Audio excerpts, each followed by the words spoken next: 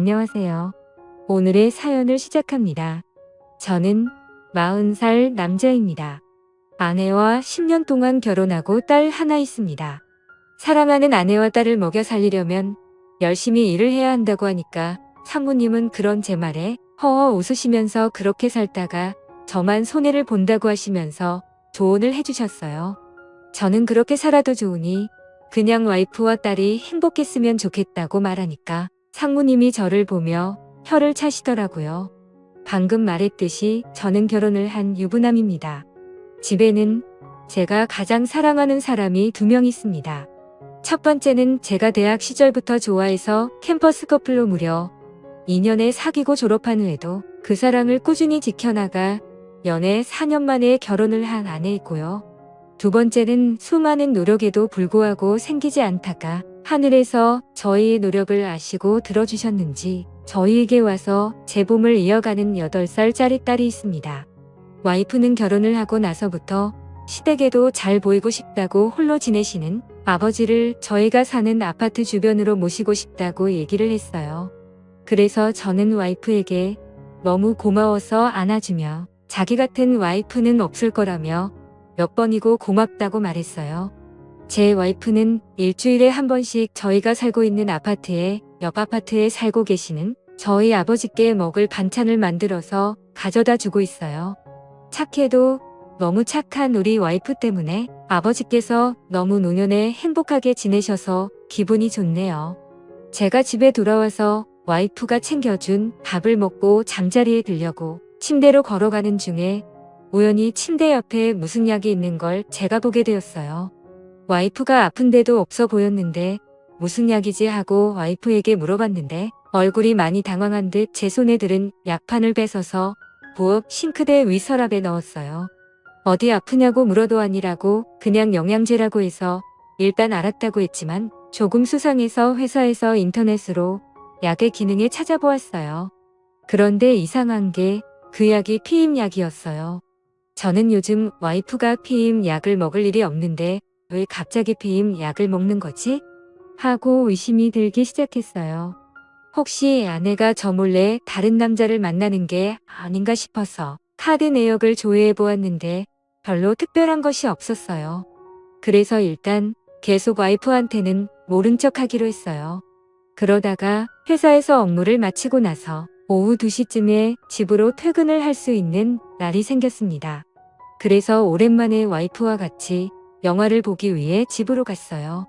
차에서 내려서 엘리베이터를 타고 집으로 갔는데 와이프 없었어요. 이 시간에 어디나 갈 곳이 없는데 이상하다고 생각해서 전화를 걸었는데 핸드폰 벨소리가 소파에서 나는 거였어요.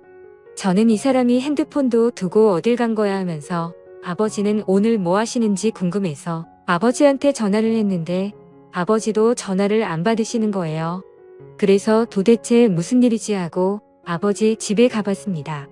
그런데 아버지 집 문 앞에 다가갔을 때 뭔가 이상한 느낌이 들었습니다. 저는 비밀번호를 누르고 살며시 문을 열고 들어갔고 문이 채 닫히지 않은 안방을 엿보았어요. 그 광경을 보자마자 하늘이 무너지는 기분이 들었습니다. 제가 가장 사랑하는 와이프와 저를 낳아주신 아버지가 함께 있었던 거죠. 저는 순간적으로 힘이 빠져서 손에 쥐고 있던 핸드폰을 떨어뜨렸고 그 순간 그 두 사람은 제가 서 있는 문 쪽으로 쳐다보고는 기겁을 하며 방구석으로 숨더라고요.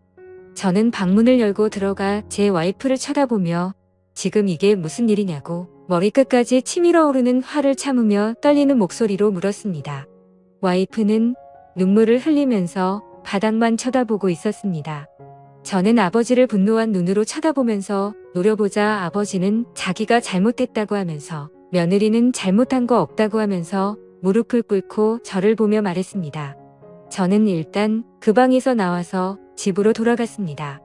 화가 너무 치밀어 올라서 의자며 그릇이며 장식장이며 모든 손에 잡히는 것은 다 때려 부시고 집어 던졌습니다. 저를 따라 집으로 돌아온 와이프가 저를 붙잡고 매달리며 잘못했다고 손이 발이 되도록 빌었어요. 그 순간 유치원에서 돌아온 제 딸이 이런 저와 엄마를 보고 놀라서 울기 시작했습니다. 저는 제 딸이 우는 소리에 억장이 무너지는 듯 했습니다. 늦게까지 일을 해서 돈을 벌어오면 와이프와 딸을 위해서 밥도 사주고 옷도 사주고 행복하게 살 줄 알았는데 그렇게 믿었던 와이프가 그것도 나를 낳아준 아버지와 불륜을 저지르다니 정말 소름이 끼쳤습니다. 저는 일단 우는 딸아이를 방으로 데리고 가서 재우고 나왔습니다. 그리고 나서 방을 나와서 거실에 무릎을 꿇고 비스듬히 앉아있는 와이프를 보고 나가라고 했습니다. 와이프는 자신이 잘못했다고 하면서 그렇지만 딸에게는 엄마가 필요하다고 하면서 구질구질하게 매달리는데 정말 꼴도 보기 싫어서 집을 나와 다시 회사로 갔습니다. 제가 그렇게 만만해서 그냥 화가 나도 다 참아주니까 지금까지 이렇게 숨겨왔을 겁니다. 제가 결혼을 하고 지금까지 와이프에게 거의 화를 낸 적이 손에 꼽을 정도로 없고 그냥 거의 다 제가 와이프 말에 져주고 그랬는데 그러니까 와이프가 저를 그냥 돈만 벌어다 주는 기계로 생각하고 남편으로 생각을 하지 않는 겁니다. 그렇게 생각을 한 저는 다음 날 회사에서 퇴근을 하고 집으로 들어갔습니다. 와이프는 한숨도 못 잤는지 거실 바닥에 앉아 소파에 기대고 있었습니다. 저는 물을 한 모금 마시며 와이프에게 얼마나 됐냐고 물었습니다. 내 아버지와 그따위 짓을 하면서 나를 쓰레기 취급한 게 얼마나 됐냐고 물었습니다. 와이프는 아버지와 실수를 저지른 건 정말 그때뿐이라고 그전에는 그런 적이 없다고 했습니다. 저는 그 말을 믿을 수가 없었습니다. 나를 속이고 그렇게 다른 남자도 아니고 내 아버지랑 바람을 피운 여자인데 믿는다는 것은 말이 되지 않았습니다. 저는 와이프에게 진명이며 카드 그리고 차 등 모든 것을 다 제 명의로 바꾼다고 말했고 와이프에게 생활비를 줄 거라고 말했습니다. 지금 와서 돈이 무슨 소용이냐고 하지만 이렇게라도 하니 뭐라도 와이프에게 복수를 하고 싶었습니다. 그리고 지방으로 이사를 갈 거라고 하며 아버지와의 그 어떤 연결고리도 다 끊겠다고 했습니다. 그리고 와이프가 보고 있는 앞에서 아버지에게 전화를 해서 더 이상 얼굴 볼 일 없을 거라고 죽어도 장례식 치를 때에도 얼굴 비칠 일 없을 거라고 하고는 끊었습니다. 그렇게 우리는 고급스러운 아파트 단지에서 녹이 슬어 있고 더러운 때가 묻은 주택단지로 이사를 갔습니다. 사실 제 꿈은 이런 주택에 와이프와 딸과 오순도순 노년을 맞이하고 싶었는데 와이프는 이런 제 꿈이 너무 싫다고 하던 게 기억이 났습니다. 그런데 자기가 지금 불륜을 저지르고 제게 할 말이 없으니 이런 데로 이사를 가도 불평불만을 할 수가 없었습니다. 저는 아내에게 한 달에 30만 원의 생활비를 주고 먹을 것과 생필품을 사도록 하게 하였습니다. 이미 다른 남자와 불륜을 저지른 여자이기 때문에 충분히 또 바람을 필 수 있는 여자입니다. 돈을 있는 대로 적게 주고 어디 나가 놀 수 없도록 하기 위해서 최대 30만 원을 준 겁니다. 가장 불쌍한 사람은 제 딸이었습니다.